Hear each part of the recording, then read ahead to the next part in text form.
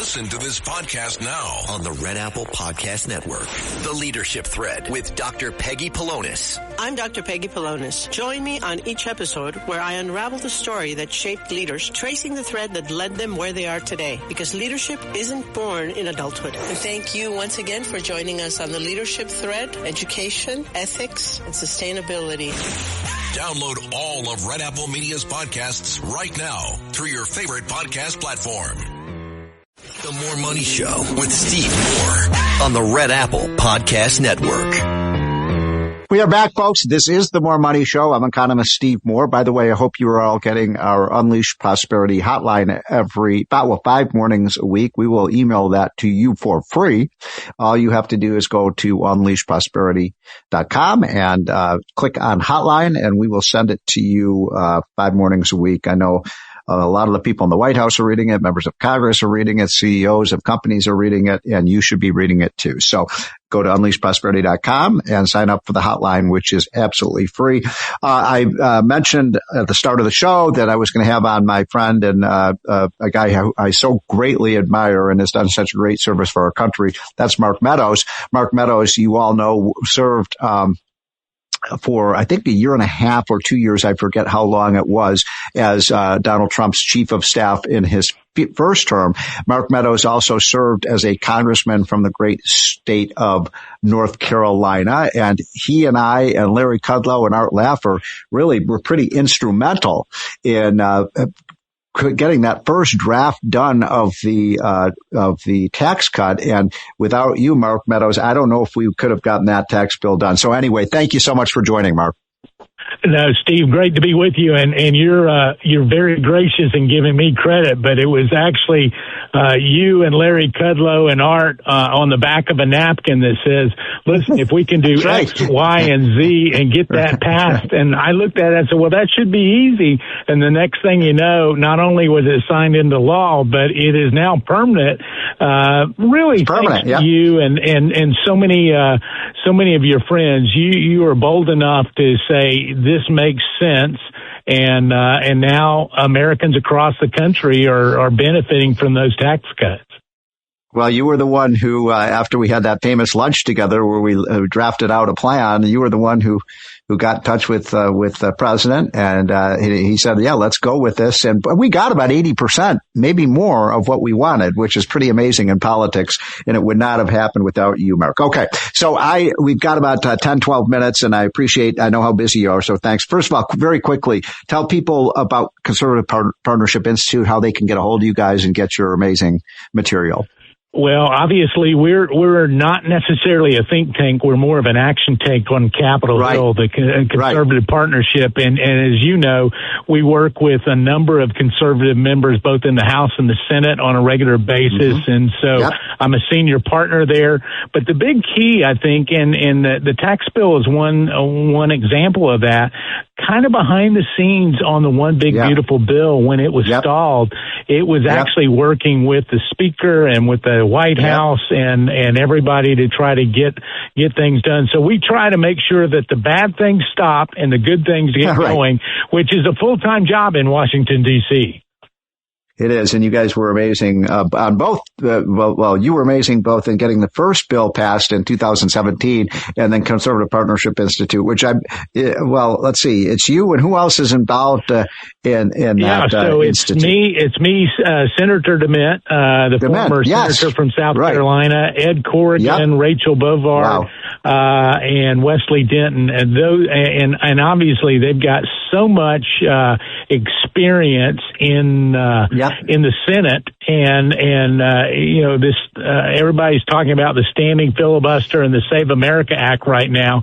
A lot of that came from Rachel Bovard and Ed Corrigan before it now is the thing that everybody's talking about. But since this is about more money, one of the things that I think your listeners ought to know is about the capital gains rate and lowering it and adjusting it for inflation. That idea, obviously, is something you and I've talked about, but Ted Cruz is now pushing for it and said, that's what the president can do without having to pass legislation. It's a big deal. You're right. We think the president can do it unilaterally. Jeff Yass and I had a piece in the Wall Street Journal a few weeks ago saying, let's index it, and at least let's index. This is one of our ideas, Mark, and I know our listeners have heard me talk a little bit about this, which is, one of the reasons housing costs have been high is because people are locked into their homes because of the capital gains tax. So we said, at least let's index capital gains for the sale of a house so older people can move out of their homes and maybe move into a, golf community or, assisted living.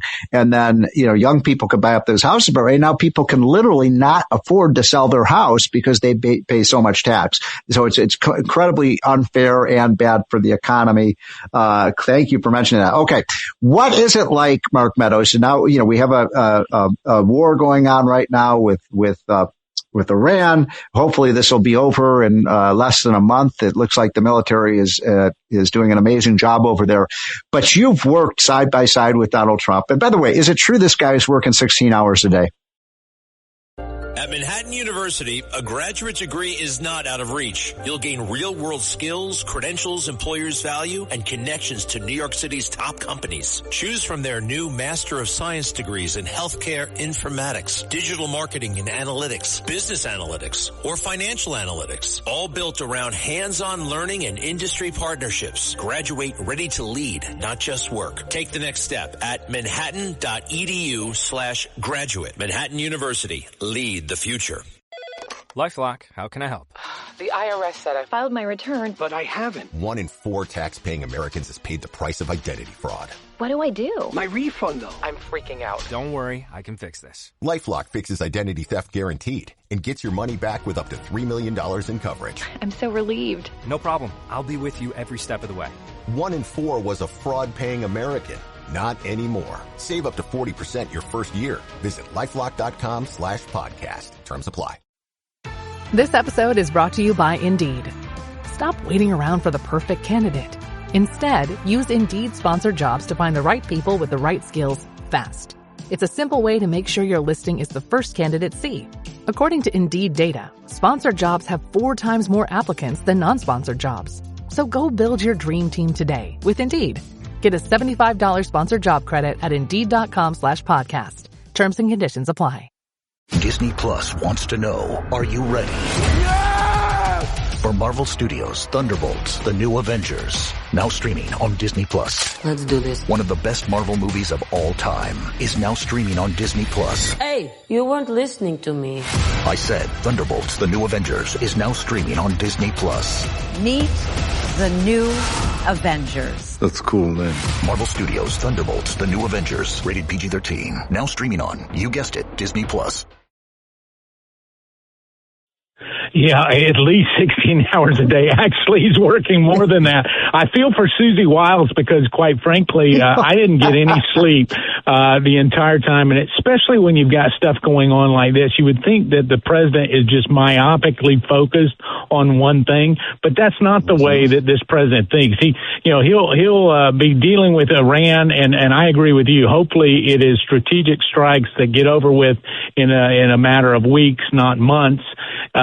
But even with that, he can be focused on that and saying, okay, well, how are we going to make sure that we get capital gains tax down? How do we make sure that we advance legislation and make sure that the government's working for the American people?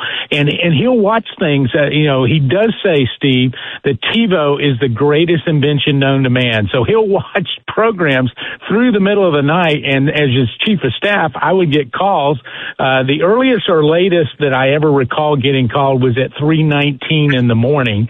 And yes. He called me and said, Mark, did I wake you? I said, no, sir, I had to get up to answer the phone anyways. And so but he would give me a to-do list. And then at 7:30 in the morning, he said, well, how are you coming on that list that I gave you last night? I said, well, sir, nobody in D.C. is actually open. They haven't even come into work yet. But that's the kind of president that we have in the Oval Office right now, and candidly, it's why the American economy is really doing as well as it is, because he is somebody that understands business and understands what moves the levers of power. Well, it's very funny because, I love having you've been on my show before, and oftentimes I have Mick Mulvaney. I'm sure you know Mick, and you and him have exactly the same stories. And Mick said after working for him I think he was in about a year, he was just so completely exhausted. He said, I can't do this anymore. But it must be amazing working with someone who works that hard, tirelessly. And by the way, I don't always agree with Donald Trump. I agree with him probably 80% of the time. But I've always felt, Mark, even when I disagreed with him, I'm not a big fan of tariffs, as you know, but I've always felt like in his heart, every decision he makes is, will this make America great? Will it put America first? And I think that's what every president should do. You've been with him in the Oval Office a lot more than I have. Would you agree with that assessment? Well, not only would I agree with that assessment, but here's the interesting thing, and you pointed out, and so you and Larry Kudlow and a few others were very open about your feeling on tariffs.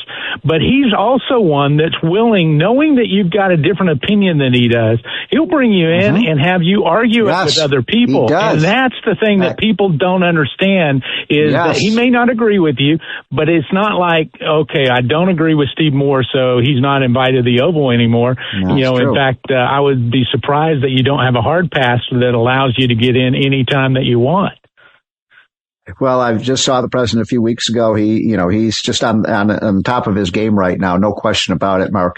And so, we now have a situation where if we can get this war, over with and victorious, as we all want to see, we could bring peace and prosperity to the Middle East. It looks like we're doing that in Venezuela. One of the issues that I brought up with the president, he asked me about Cuba, and I said, look, Mr. President, if you could liberate Cuba, it would be like the Hong Kong of the Western Hemisphere if you just gave these people freedom. I think he wants his legacy to be a guy who spread freedom throughout the world. Well, without a doubt, freedom always works, and freedom, candidly, you don't have to look any further than the peninsula of Korea.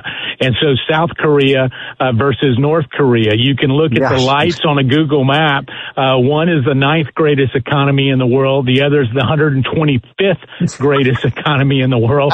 And freedom, is a line, and you can see it, from aerial shots, but it's not just there. It's literally liberating Cuba would be a huge aspect, not just for many of my former friends and patriots who came from Cuba, but he's done it now in Venezuela. I do believe that Cuba is next, but can you imagine if we unleash the prosperity? Pun intended, unleash the prosperity in those countries as well as the Middle East. Listen, great economies make for peaceful neighbors, and I think it's something the president understands, and I'm looking forward to seeing the results of his actions. So, Mark, I agree with your assessment entirely, and I just thank God every night that this man is president. Any final thoughts about him? We got about 45 seconds left, Mark Meadows. Yeah, so really start to continue to focus on a second reconciliation package that maybe the White House is not going to talk about, but I do think that we can get tax relief and the economy continue to be stimulated. You and Jeff, you're right on the capital gains thing. Let's keep talking about it. Well, Mark, you are a national asset. Thank you so much for coming on the show. I hope you'll come on again. Folks, this is the More Money Show, and we will be right back. Thanks for listening to More Money with Steve Moore. You can hear More Money with Steve Moore Saturday afternoons at 1. If you like the podcast, share it with your friends and listen anytime at WABCRadio.com and download the WABC Radio app. Hit that subscribe button on all major podcast platforms. Plus, follow WABC on social on Instagram, TikTok, Facebook, and X. See you next time for a new episode so you never have to wonder, what the heck is going on here? Rural Americans deserve access to the best of what our nation has to offer, especially healthcare. Across every state and every community, America's rural hospitals are the first line of defense, protecting our families, neighbors, and loved ones. No matter where you live, hospital care doesn't clock out. They're there 24 hours a day, 7 days a week, 365 days a year. Each year, America's over 5,000 hospitals care for millions of patients, providing 24/7 emergency care, delivering babies, cancer treatments, and other life-saving care that patients rely on. Behind every one of those patients are doctors, nurses, and caregivers working tirelessly to keep people healthy and safe. Hospitals are our community's lifelines. They employ our neighbors and keep our families healthy. But now, some in Congress are threatening access to care. Tell Congress, protect patient care to keep America strong. Don't cut rural health care. Hi, I'm Jane Wakefield, and I host The Human in the Loop in partnership with Gravity. That's Gravity with 2 E's, helping organisations innovate with AI securely. We explore the rise of AI agents, their history, their potential, and the risks organisations must navigate as they scale. Search for Human in the Loop wherever you get your podcasts.